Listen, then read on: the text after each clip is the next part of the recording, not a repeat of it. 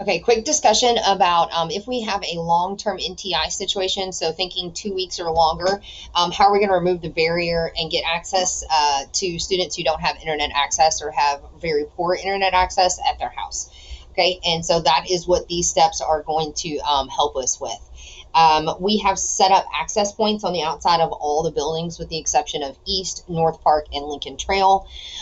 Those access points are located on the front of the building so that families don't have to drive to the backs of the parking lot.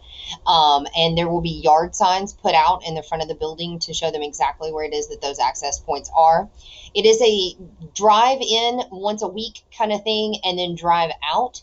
It is not a drive in with your 5 kids in your minivan and sit there where everybody works on their work for hours and hours. So, in order for the kids to be able to just kind of drive in and get their assignments and then, turn in assignments and then go home and work during the week and then come back, there's a few things that staff needs to do. First of all, is you need to identify the students who need offline assignments. There may not be very many in your class at all, okay?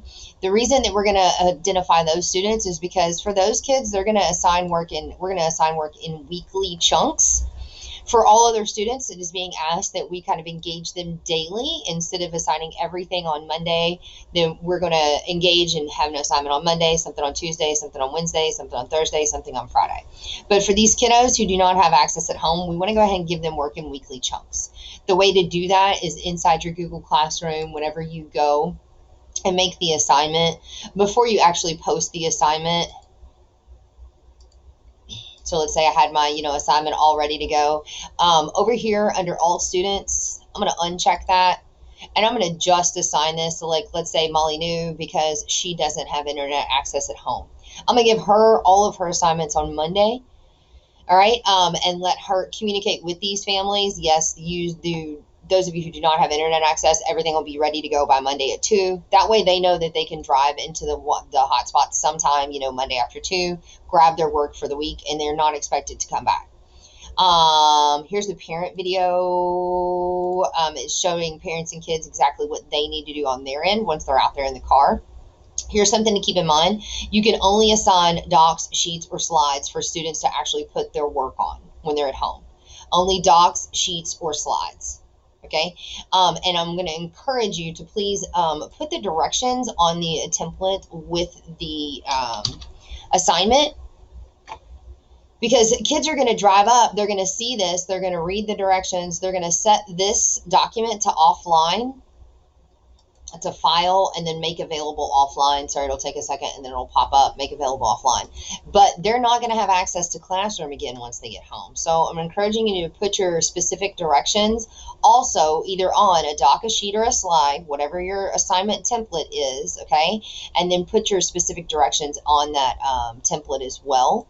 Go ahead and assign them a template for absolutely everything, a doc, a sheet, or a slide, keeping in mind that that's all they can work on at home, and get those directions on there, and that way they have access to them. You can include PDFs, and we're highly encouraging you to record direct instruction in the form of a video. Those are also going to be posted like as material, and they can be downloaded. Now, here's the thing for the kiddos, though, that are driving up and grabbing these. Let's say you had 4 videos for the week or whatever it was, like a Monday, Wednesday, Friday situation. We're going to need to keep those and think about kind of the guidelines for what's appropriate, anywhere between 5 and 20 minutes, depending, or 5 minutes and 15 minutes, depending on the age of the students, because they're going to download these onto the device, whether it's a school Chromebook or a phone or whatever they've got, and that's going to take up space on a device. Chromebooks don't have a whole lot of space. So we can't have 5 one-hour videos from every one of their 5 classes, all day, every day. It's going to max out the storage on their Chromebook. So what we want to do is try to keep those, the 5 to 15-minute video, 2 to 3 times a week with your direct instruction. They're also going to have to individually download each one of these videos when they're sitting in that hotspot. So keep that in mind as well. They can also access PDFs by downloading those. Same thing, though. We can't put like a 300-page novel on there because as a PDF and have them download it to read at home, because it's going to back up their memory really, really quick. Fill up their memory really, really quick. We need to make that, like a 5-page PDF. The more images are in a PDF, the more space it takes up. So just kind of being cognizant of the fact that we need to keep this short and sweet with these kids. We can still get them videos for direct instruction. We can still get them PDFs, so they've got the actual instructional component. And then we can also get them a docket sheet or a slide to do their work on. They're going to have the video to understand the process, to come into the parking lot, get those assignments for the week, go home, work on them, come back, and then they can turn them in the next time they're inside that hotspot area.